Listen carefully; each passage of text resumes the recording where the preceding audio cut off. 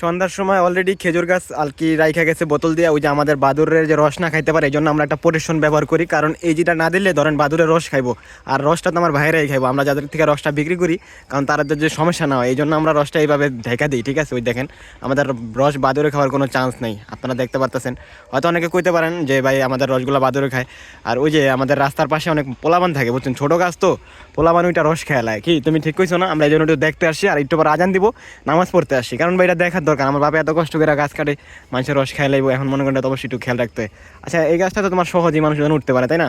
এখন মনে করো যে যেমন অনেক কইতাছে যে বাদুরে নাকি রস খেয়াল, দেখেন এভাবে যদি আপনি দেন বস্তা, কিংবা যদি আপনি যে ওই বেড়াটা দিয়ে রাখেন, তাহলে মনে করেন যে বাদুরের রস তো দূরের কথা আইবো, ঠিক আছে, কিন্তু এটা খোলাইতে পারবো না, এটা টাইট করে বাঁধছে, আপনার দিক দিয়েও বান্ধা, আবার পিছন দিয়েও বান্ধা আছে উপর দিয়া। তা বলেন এই যে রসটা যে পড়তেছে আপনারা কি দেখতে পাচ্ছেন কিনা? অন্ধকার হয়েছে তো দেখাইতে পারতেছি না। এই যে দেখছেন রসগুলো যে পড়তেছে, ওই যে দেখেন, একটু একটু সময় না দেখেন, এই দেখেন, এই দেখেন রস কত সহজে গাছটা ওঠা যায়, একেবারে ছোট গাছ, ওই পোলাবানও চলে উঠতে পারে, এই দেখেন। তো এই জন্য আমরা এই গাছটা বেশি, এই গাছটার রসও কিন্তু অনেক বেশি হয়েছে। থাক থাক, নামো নামো নামো। তো এই জন্য মনে করেন যে খেয়াল রাখি, আর মনে করেন রাস্তার পাশে এই গাছে, মানে এই গাছে চলে যে কোনো কেউ একেবারে আমিও উঠে যেতে পারবো লাভ দিয়া, এরকম ছোট একটা গাছ। তো এই জন্য আমাদের একটু খেয়াল রাখতে, কারণ এত কষ্ট করে গাছ কাটা হয়, আর এই গাছে যদি রস না পাওয়া যায় তাহলে তো খুব খারাপ লাগবো, কথাটা বোঝেননি? এই জন্য আমরা মনে করেন যে একটু খেয়াল রাখি। আর যাই হোক, এখন মনে করেন যে আমাদের আরেকটা গাছ আছে, ওই গাছটাও আমরা খেয়াল রাখার চেষ্টা করি। এই যে আমরা এই গাছটাও খেয়াল রাখি, এটার মধ্যে একটু কমই পড়ে। এই যে এটার মধ্যে দেখছেন, এটার মধ্যে তেমন পড়ে না, কিন্তু এটাও বড় বোতল পাচ্ছে, কারণ এটা কিন্তু সকালে আশা করি ভরে যাবে ইনশাল্লাহ। ওই যে দেখেন ভালোই পড়তেছে, এক ফোঁটা কিন্তু অনেক স্পিডে পড়তেছে, সেকেন্ডের আগে ফোঁটা পড়তেছে। আপনারা খেয়াল করতে পারতেছেন কে জানেন? আমি একটু ঝুম করি কষ্ট করে, একটু দেখেন, এই দেখেন সেকেন্ডের আগে কিন্তু ফোঁটা পড়তেছে। এই যে দেখেন রসটা কীভাবে পানির মতন বেরোইতেছে, দেখছেন? তো এই পাশে একটু শীতটা বেশি হওয়ার কারণে রস পড়ার পাশে পুষ্কুনি, এখানে ঠান্ডাটা একটু বেশি লাগে। আর এখন কিন্তু অলরেডি দেখেন পুরো আন্ধার হয়ে যাচ্ছে, হয়তো আপনারা কইতে পারেন ভাই আন্ধারের মধ্যে কী ভিডিও করলাম।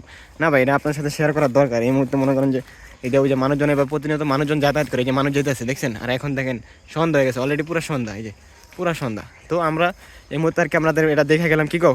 আর দেখাটা আমি মনে করি জরুরি, ওই যে ওই গাছ আর এই গাছ এই যে পড়তেছে, কারণ এত কষ্ট করে মনে করেন যে গাছ কাটা হয়, যদি সেই গাছের রস না খাওয়া যায় তাহলে কেমন লাগবে, সেই জন্য দেখে গেলাম। তো ঠিক আছে, আমরা এখন নামাজে যাবো, আর নামাজ পড়ে আসার সময় তো আর আপনাদের সাথে শেয়ার করতে পারবো, তখন একেবারে অন্ধকারে যাবো, আর আমাদের হাতে কোনো লাইটও নাই যে আপনাদেরকে আমি ভিডিওটা করে পুরোপুরি দেখাবো।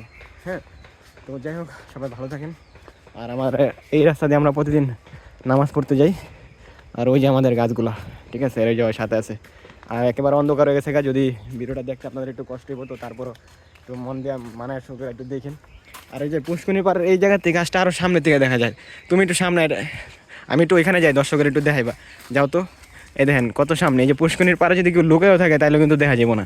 এই যে দিক থেকে আগে তো মনে করেন জঙ্গল ছিল, এখন তো মনে করেন যে মানুষজন এই দেখেন পোলাবেন কেমনে যাইতেছে দেখছেন।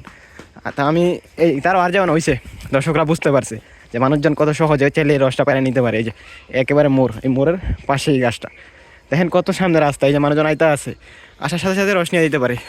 তো এই জন্য ভাই আজকে গাছটা চেক দিলাম। আর আমাদের রস বাদুরে যে না খাইতে পারে এটা তো আপনারা দেখতে পারলেন, আপনারাই কমেন্ট করবেন যে আমাদের রসটা বাদুর কীভাবে খাইবো, আমরা বরঞ্চ সেফটি দিয়ে রসটা সংগ্রহ করি।